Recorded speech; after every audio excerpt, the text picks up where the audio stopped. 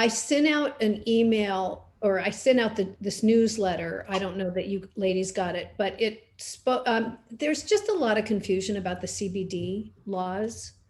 And I called my state assembly person. So I'm going to have a little meeting with them. And he was the guy who works for our local state assembly woman was very helpful because he's an attorney. And his first question was, has there been any enforcement? And he's looking into it. I am unaware of any. So they're basically saying you're not supposed to use CBD in cosmetics for the state of California, and FDA has indicated that, and they're doing it in a roundabout method. They're interpreting a thing called the Sherman Act, which talks about food contamination and ingredient contamination, and saying we will consider CBD an adulterant because it's not listed as GRAS. And if you're not familiar with the cosmetic industry, GRAS stands for generally recognized as safe. And if a product is not listed as GRAS, it's listed as GRAS if it's a synthetic. If it's a natural product that has been broadly used, Erica, did you just see? Yeah. Send it to Aubrey. Yeah. Just shoot her the link again. Then they consider it not allowed. But GRAS it's been a complicated thing to enforce for many years. So I'm going to chat on behalf of NOHBA to the state assembly person's office, and then I'm going to ask everybody in the organization to come together, and we'll have a little, Zoom meeting about the issues at hand, and then we will, we can broaden the message to other people and see if we can't get some attention from the state, from the Department of Health, because this needs to be clarified. And there's no reason in the world we shouldn't use CBD in skincare. I'm a physiologist, for those of you who don't know me, and I've been reading all the research. And regardless of anything else, and actually very specifically the full spectrum CBD is an amazing anti-inflammatory. It is the most effective of all the different versions of CBD from what I'm seeing in the research. So given that, we have some people here. I'm going to go ahead and launch this. I'd like to welcome Isabella Todaro and Caitlin. Drown. There you go. I lost your name. So I'm going to read quick bios. Caitlin joined Climate Neutral Team, having spent several years promoting the mission and work of both nonprofit and for-profit organizations. She's passionate about using communications, psychology, and behavioral science to raise awareness of the climate crisis and empower individuals to get involved. Caitlin grew up on Cape Cod, received a bachelor's in business admin from Northeastern, and now lives in Denver with her chocolate lab mix. Okay, where's the puppy? Where's the puppy? Probably right there, right? And so Isabella, you go by Bella? Oops, we can't hear you. Oh, that works, yeah. Yeah, okay, because that's what it says here. You joined the Climate Neutral Team after an early career in sustainable development and off-grid energy in East Africa.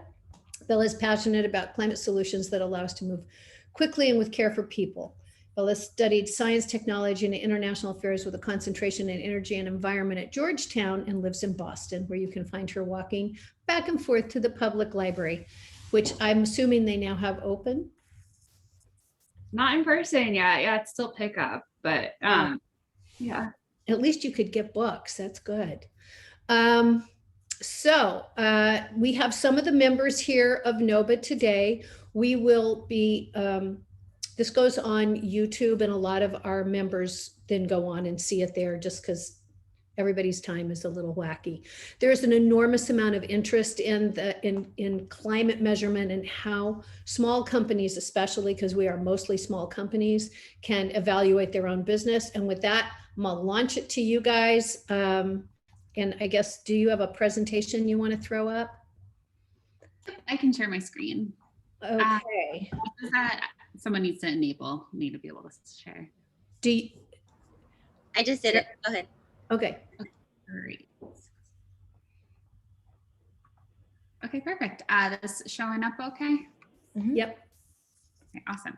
Okay, great. Yeah, so thanks everyone for joining. I'm really excited to talk to you more about climate neutral and our certification program and kind of how that fits in the greater work on climate, bringing together both consumers and companies on tackling climate change. So you have already heard our introductions, but I'm Caitlin and I'm the brand engagement manager. So my role is focused on growing our network of companies and then working with our companies to build this out into something that's more than just a 3-month certification process and more of a movement of really engaged and motivated companies that are looking to take action on climate change right now. I'll let Bella give a quick intro. And I work on that 3-month certification program. So I help brands to measure, offset, and reduce their carbon footprint. And I've built and managed the systems to help to get them through that process. Great. So kind of background on Climate Neutral. We're an independent nonprofit organization, and we were founded just 2 years ago by the CEOs of Peak Design and BioLite, which are 2 brands in the outdoor space. We were founded to really solve 2 problems when it came to carbon neutrality. The first being that it's been really difficult for companies to actually even just measure their carbon footprint, let alone go through the steps of offsetting and reducing their emissions. It's been cost prohibitive and resource intensive. A lot of companies find that it actually costs them more money to measure their footprint than it does to actually offset it. And that just represents a fundamentally broken system. Companies shouldn't have to pay $100,000 just to find out what their emissions were. So we are really trying to improve the accessibility so companies can go through this process. The second focus area for us is making it easier for companies or consumers, to actually find and support the companies that are taking action on climate right now. You go to the store and it's really easy to figure out which brands are fair trade or organic, but there's been this gap when it comes to carbon emissions. There's about 457 eco labels in the world right now, and there hasn't been a strong leader when it comes to carbon emissions. So we're doing a lot of work on our own to educate consumers. So when they see the climate neutral certified label, they'll know that that company has measured and offset their emissions and is working to reduce their future emissions. It also gives consumers the tools that they need and a platform to stand on to call on brands, whether they're purchasing from them, they are working for a company, investing in a company, and letting those companies know that they think it's important for them to take action on climate change right now. And this is something that we've been seeing, really a trend that we've been seeing growing over the past few years, is that consumers are not only expecting companies to do more than just make a profit, but especially around climate and environmental issues. It's no longer just enough to slap the word sustainable or eco-friendly on packaging. Consumers want to see proof of what you're actually doing. That's being shown in studies like out of NYU that found that sustainably marketed products were growing about 7 times faster than their conventional counterparts. And that just shows the trend that we're moving, whether it's in consumer packaged goods, food and beverage, really across industries, is that consumers, again, want to know what a company is doing. And it's really important that these brands are specific about their environmental actions, they're transparent about it, and that they're authentic, because again, consumers are smartening up to practices of greenwashing. So it's really important to have that third-party verification and validation of your claims to ensure that you're gaining the trust of the folks that are shopping from you. And that's where the label comes in. Again, this is the way that consumers, when they see this label, they know that that company has measured and offset last year's emissions, and that they're coming up with plans on how they're going to reduce their future emissions, regardless of whether it's Reformation, which is an apparel brand, or Kickstarter, which is a software and tech company. Both companies went through the same process. We don't have different levels of certification. You either meet the requirements or you don't. We don't offer product level only certifications. We don't allow brands to only commit to reductions. They have to go through the same 3-step process. And again, that's important when it comes to credibility and consumer awareness and education. It's really confusing to talk about climate with your consumers, throw in terms like net zero, offsetting, carbon neutrality, climate neutrality. It's a lot of language for them to kind of absorb. And it's really important to go into it and lead with clarity so that consumers not only trust what's going on, but they find it credible and really easy to kind of understand and feel confident that their purchase is supporting a company that's gone through this process. So as I mentioned, we've only been around since February 2019, and we've been fortunate to have a really great network of companies that are working through certification right now. As I mentioned, whether it's Kickstarter or Reformation, they've gone through the same process. So we're working with, I think, nearly 350 brands will be certified this year. And then we're closer to the 400 mark for for commitments for next year's certification. Again, as you can tell from this slide, as you can see that we're working with folks like Alter Eco, Juneshine, Fetzer, but we're also working with Necessaire, which is a startup beauty brand. REI is a pretty recognizable logo. And it shows that all companies of all shapes and sizes absolutely should and they can become climate neutral certified. I think REI is a really good case study in the sense that they have their brick and mortar business, they have an e-commerce store, they have their own products that they make under their line, and they also have travel experiences. So it's a really complex company, but they are so committed to climate that they're going through this process and committing to doing this on an annual basis. So again, it just sends that signal that business is changing and it's rethinking its role in tackling climate change and getting serious about this. And so we've been fortunate to see that when a brand from one network announces its certification or commitment, a lot of other folks in their industry follow suit, which is great because the more brands we get on board, the greater our impact and the more consumers will demand this from other companies. So I'll hand it over to Bella to chat through the certification process. Yeah, thank you, Caitlin. So when we work with brands, we take them through a self-guided 3-step certification process. It takes brands about 3 months to go through this process. And at a very high level, we're measuring the entirety of their carbon footprint. We're requiring and helping them to offset the whole thing. And then we are helping them to set reduction action plans so that in the next year, they emit less carbon in the first place. So basically, measuring a corporate carbon footprint is the process of understanding your brand's entire impact on the climate from the conception of your product or the beginning of your supply chain until your product reaches the end customer. So we have built a software tool to help people get through the carbon footprinting process. At a very basic level, carbon footprinting is the exercise of taking operational data and converting it into carbon emissions based on what we call emission factors, which are known multipliers, which turn your operational data into carbon footprint data. So we built this software tool to do that. The historical status of carbon footprinting was that you had to hire a consultant, it would take a long time, or you needed an expert on staff who might be able to build out a carbon model for you. What we're trying to do with our software is to make the process faster and more accessible.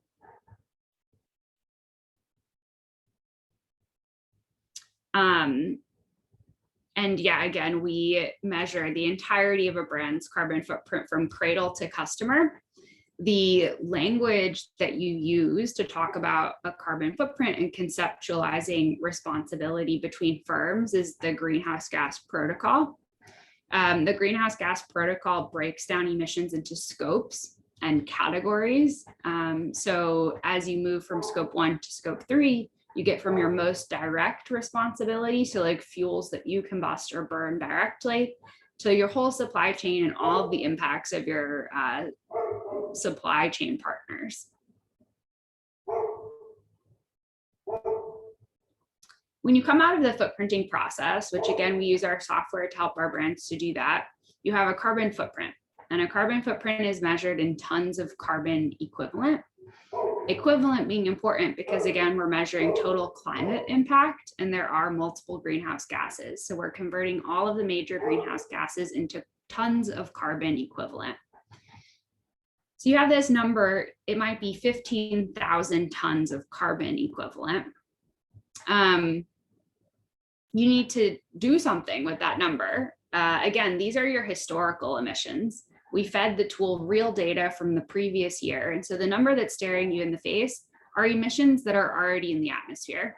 So there's nothing you can do to reduce that carbon footprint at that point when you've gone through the exercise of measurement. It's inherently historical data. It's still your responsibility. You did emit those emissions. And we think that the best thing that you can do is to invest in climate solutions outside of your supply chain to neutralize your carbon footprint. The way we do that is through the financial mechanism of a carbon credit. A carbon credit equals 1 ton of carbon equivalent. So you purchase carbon offsets directly proportionally to the size of your carbon footprint.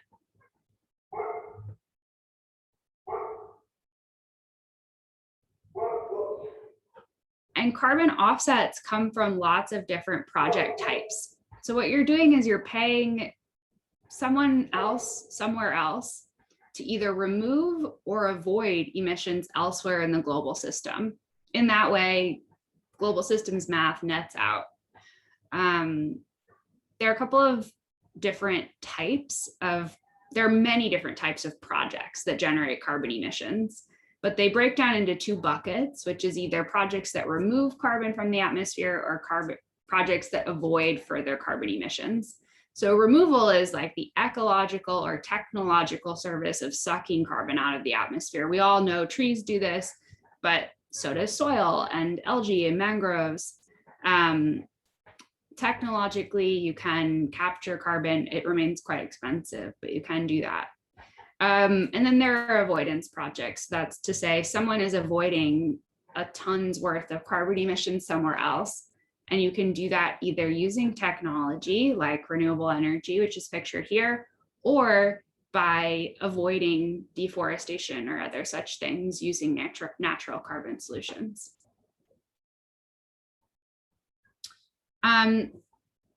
After you've offset your historical carbon footprint, then comes the hard and very important work of reducing your carbon footprint moving forward.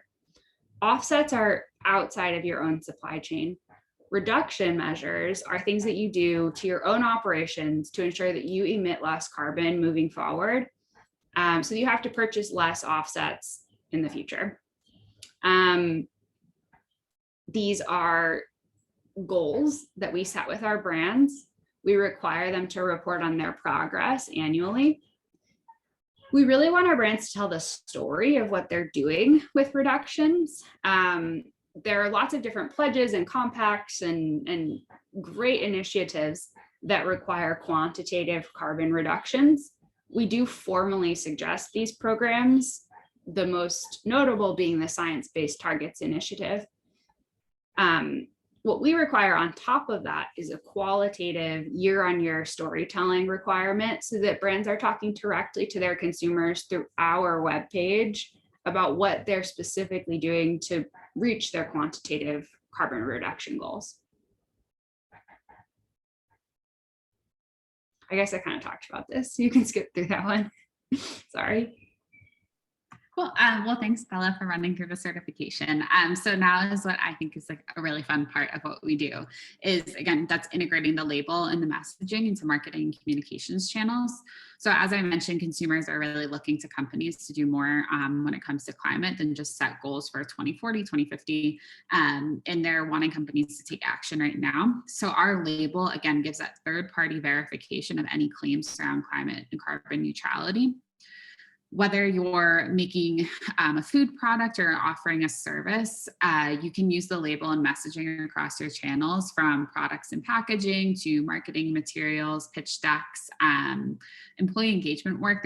Our brands are really doing some amazing stuff with the label, and again, not only just using it to develop relationships and attract new customers, but also using it as an engagement tool for a recruitment tool for their employees, because employees also want to work for companies that are doing something on environmental causes. So again, it's a really clear, simple communications tool to talk about this.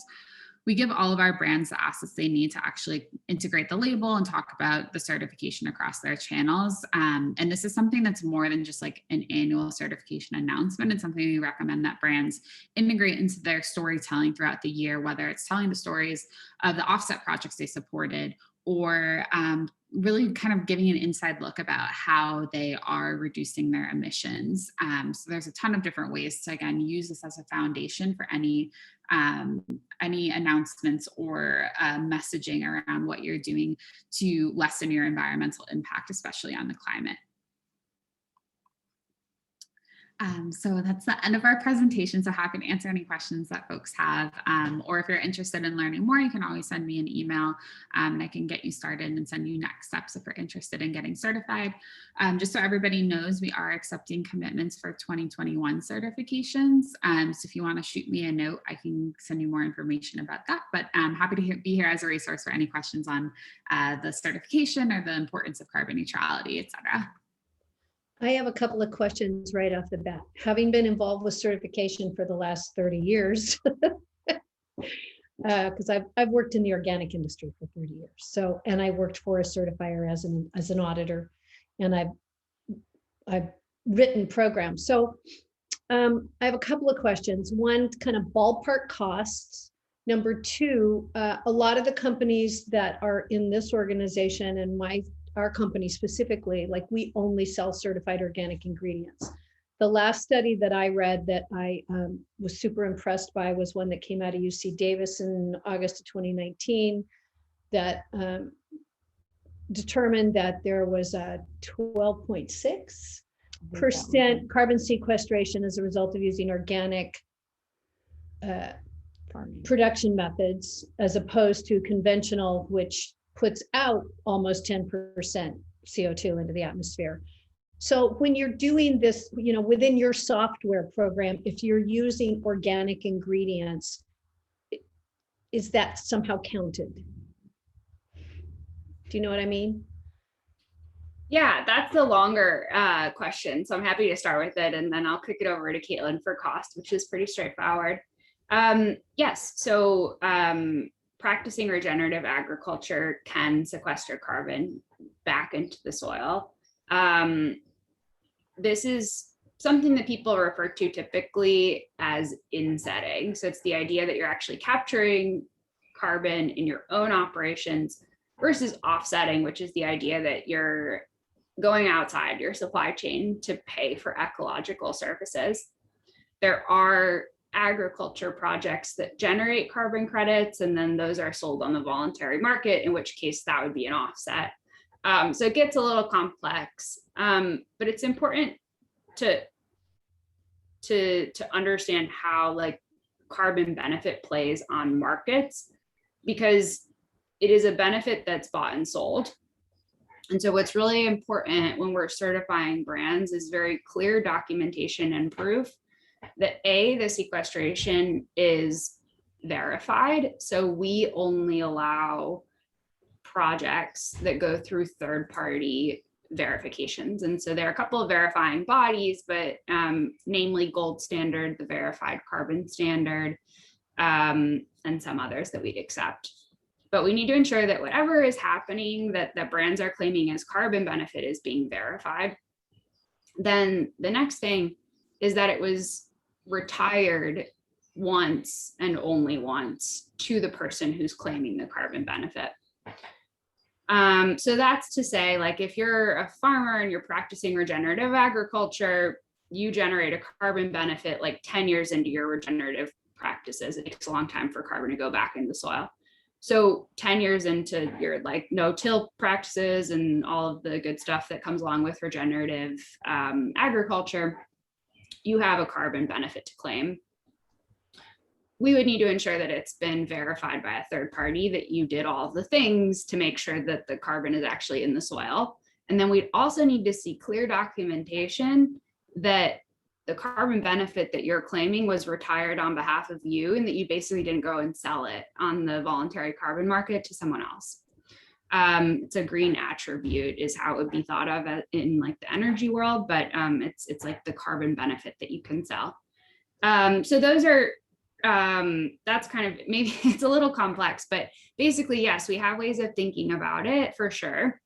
And our software tool runs on a library of these emission factors, which are multipliers. And so they take your operational data and turn it into carbon. And it's a library of emission factors maintained by another nonprofit called EcoInvent. They're located in Europe, but they are a repository for process level life cycle assessment emission factors. And so people are performing studies like probably the one that you read. They're understanding that a kilo of rice produced one way equals 2 kilos of carbon. A kilo of rice produced another way equals a half a kilo of carbon. And so we don't maintain an emission factor library. We license someone else's. And the one that we're licensing is the one that you'd bump up against if you like it. It's the most broad, and it is maintained by a nonprofit, and it's kind of created as a general repository for these peer-reviewed and audited life cycle assessment process level emission factors. Okay, yeah, one of the things that's interesting is that you keep using the word regenerative. I keep going to the regenerative website and I am not seeing a clearly written standard, number one. Number two, a lot of it is based on organic, which is very clearly defined under the law. The study I'm referring to was a 19-year study. It was no lightweight study. I do not even consider no-till to really do, from what I'm seeing, it's got about a 3% impact. It's nothing compared to organic practices where you're adding back carbon material to the soil. So USDA has been looking at that for years, and it's pretty minimal in terms of management of CO2. But anyway, so I guess, what's the name of that organization in Europe? It's called EcoInvent. Invent, like INVENT? Mm-hmm. Okay. Yeah, I'd be curious to see what they're doing, because they've been running a program about the same amount of time as the US, but this method of, they did a 6-foot excavation on this. So it really does have to do with long-term growers who've been practicing this way. And it is specific to organic, not regenerative, because of the lack of clarity and consensus on vocabulary, probably more than anything else. So yeah, I'm using it just as an umbrella term for like the idea that you return carbon to the soil. Right.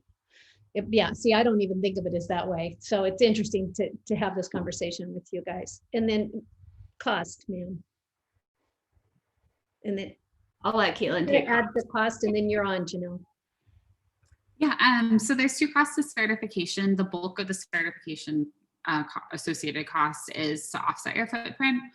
We found that companies that are making products, it's typically about 0.4% of annual revenues. That entirely depends on the carbon market and what credits are being sold for. But we've found that recently credits are being sold for $5 to $7 per ton. If you're offering services, you're probably going to be closer to 0.2% of annual revenue.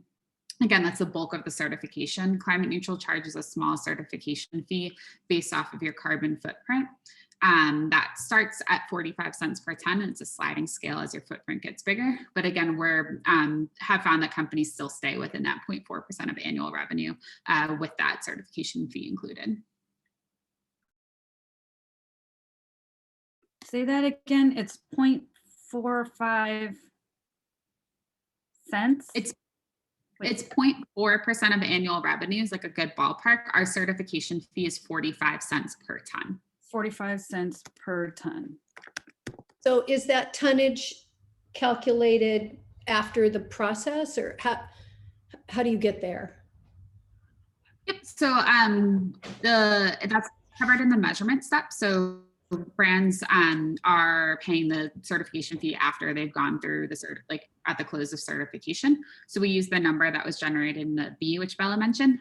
So if your footprint is 15,000 tons, as Bella had used as an example, then it would be 45 cents per ton for the first 10,000 tons, and then 20 cents for the following 5,000. It's like a bracket. But again, it's based off of what your carbon footprint was. And do you get a reduction over time as you reduce your carbon footprint? Yeah, so it's based off of your footprint. So if your footprint reduces, then your certification fee does decrease. And so this would be an annual thing you would go through. And is it an on-site or is it sort of a lot of document back and forth for the validation of whatever the claims are or the behaviors? Yeah, so it's all done online. It's a self-guided certification process. Climate Neutral only has 4 employees. So unfortunately, we're not a consulting service. So we don't go on site. We don't, we're not the ones that are handling the documentation. Our brands gather all of the data that they need. They collect it for the previous year. So right now we're working with brands on 2020 emissions. So they're collecting all their 2020 data, entering that into the tool. We review the footprints to make sure that there's no gaps in data or red flags, but it's entirely on the brand's team to go through the certification and ensure that they're following the deadlines. Anybody else? How does this compare? So I have 2 questions. One is, how does this compare with, for example, the Center for Resource Solutions Greenie Marketplace program? They have a certified renewable energy, certification program, and they are working on a carbon offset program for businesses like ours. Yeah, so I can answer in part because I don't know like fully what their certification entails, but Greenie is renewable energy specific. So we're looking at, so when we had that slide up about scopes, that would apply to scope 2 specifically, which is electricity use. We look at fuel use in scope 1, and then all of your material use, all of your travel, all of your shipping in scope 3. So what we're doing is looking at the entirety of your climate impact. Sounds like maybe they're talking about something similar. It's totally possible.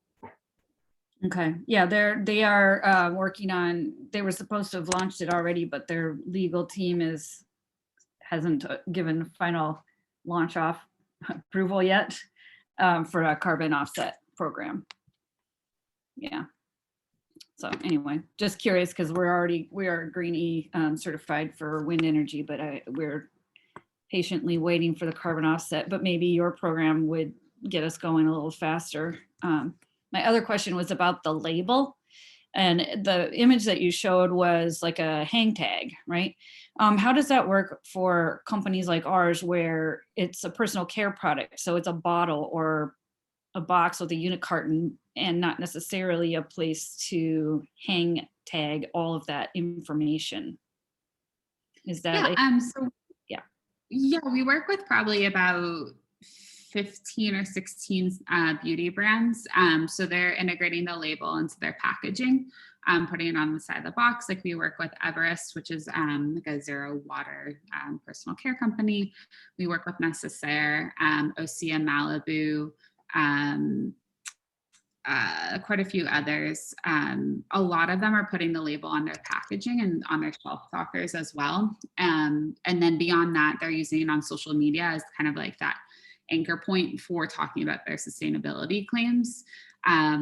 Using it on their website, like we work with Prima, they have on their sustainability page, they have a whole section dedicated to being climate neutral certified. Osea has a blog on it. Yep. When you say label, are you just talking about the image, the seal, the little symbol that represents climate neutral, or are you talking about, because the image that you showed had hang tags with that symbol on it? Is that because it's a garment and you can't just put the climate neutral logo on the garment itself? Some of our brands do print it directly on their garments. I can pull up an example really quickly. That's where I'm getting up here, is that there was the image of the little symbol, and then there was a bunch of text associated with it. And there's no room on my package for all of that. Just saying. So, and then the other question is it mandatory to have that on the package? Because, for example, look at this tiny little bottle. How am I going to get, I already have 3 little symbols on here and you probably can't even see them because they're so small. And then I'd add yours on there as well. That's what I meant. It's not a requirement. We don't, brands are welcome to use it. We encourage them to, and they do see positive results as a result of that. Our brands, you know, if they're putting it on the cardboard, again, they don't have to put it directly on the package. When I say the label, it is just like that mock-up. I'll just like pull up, I think it'll be helpful to kind of just show an example of this. But yeah, so our brands are, you know, kind of thinking outside the box and not just using it as solely on their packaging. But again, we work with about 300 brands are using the label right now. From putting it on the back of their packaging to putting it, you know, on like their social media bios, you know, putting it directly on, you know, the box hang tags, as you mentioned, sales and marketing materials. So like Clean Canteen has it at Target, putting on the back of catalogs. This is the example from Prima I was mentioning, of directly on their sustainability page, on their homepage. Order confirmation, social media posts, website footers, sending it to their ambassadors. So when they're talking about the brand, just including that as a talking point, putting a landing page just to really educate consumers on what's going on. And then videos, etc. Okay, so really it's just that logo or that symbol that you're talking about when you say label. Yep, the label is just referring to that that image. Yeah. And is there color requirements on that? Because some of the standards we follow have certain rules about what color the label is allowed to be. Yeah, so we have labeling guidelines that outline exactly what you can and can't do to the label. You are not allowed to recolor it. If it's like a very rare circumstance, in the sense of like everything else is just a grayscale and you need the label to be a grayscale to match like the B Corp or the 1% logo, we do allow that in rare circumstances. Yeah, like on a silk screen bottle, if you do one color pass, you know, it's 1P, but every time you want to do another color, then you have to do another color pass and you risk not lining up on your package. Yeah, so in those circumstances, you need written pre-approval from me to do that, but that is something that we can make exceptions for. It just, in general, we ask that brands don't recolor the label. I have one more question. Is this standard readily available on your website? Can you read through the standard? Yep, they're at climateneutral.org/standards. So I can drop that into the chat. We do review the standards on an annual basis. So we have 2 expert external advisory committees that review these standards and looking at different requirements of the certification, adjusting them based off the latest thinking and research. The same goes for our carbon credit standards, which are included in that, of thinking about what carbon auditing projects can and should not be included in the certification, looking at vintage years, et cetera. So those are reviewed each and every year. We're in the middle of reviewing our 2021 standards. So those are for brands that will be certifying our 2021 standards for next year's certifications. Those will be published on the website within the next month or so, but our committees are going through those right now and making updates as needed. Great. Anybody else? Yeah. First of all, thank you both so much for being here. This is really interesting and helpful. I've definitely seen the logo pop up, and it's awesome that we're forming a real certification around this. One of my questions is about picking the offset projects that you use to offset your emissions. Is that like something that Climate Neutral just has a fund, or do you pick the specific projects? Yeah, good question.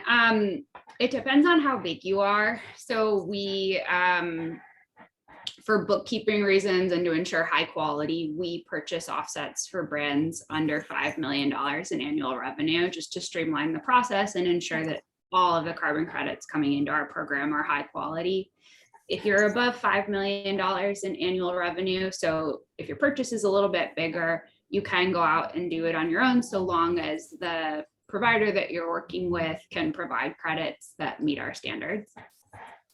Awesome. Thank you. Mhm.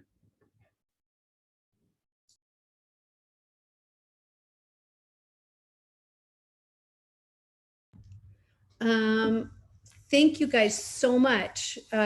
Really, really helpful, really, really interesting. I look forward to being able to kind of push this through to the rest of the membership so that they can learn more, because we do get a lot of questions on this, and we really appreciate it. So in the next newsletter, we'll do a little website link for you guys, and people can kind of have a little more info and a little more access. And we're being attacked by a fly in my office. We have a whole warehouse out there, but they just want my office. So anyway, I think that's it for today. The rest of y'all, thank you so much for attending today, and keep an eye out and be thinking about the whole CBD thing. If you're interested, drop me a note, and I'll try and coordinate a time when we can talk about what we're doing. And if you're local, especially since I'm going to start working through my assembly person's office. The reason I'm doing this is because I've worked with the state of California on writing laws a couple of times. And so I'm somewhat familiar with the process and how we can get the kind of support we need so that somebody could be an advocate. And the first thing you need is you need a person in the Senate and in the Assembly for the state to take up your particular effort. And once you have that sign on, then they will kind of go to bat for you, and we can put together a bill that will protect especially independent brands who may want to be using CBD as an ingredient, because my concern is that the pharma industry probably really wants to own it. And I don't think that's fair. It's a pretty remarkable anti-inflammatory from everything I'm seeing. So thank you all again. Thank you, ladies, and keep up the good work. We appreciate it. Same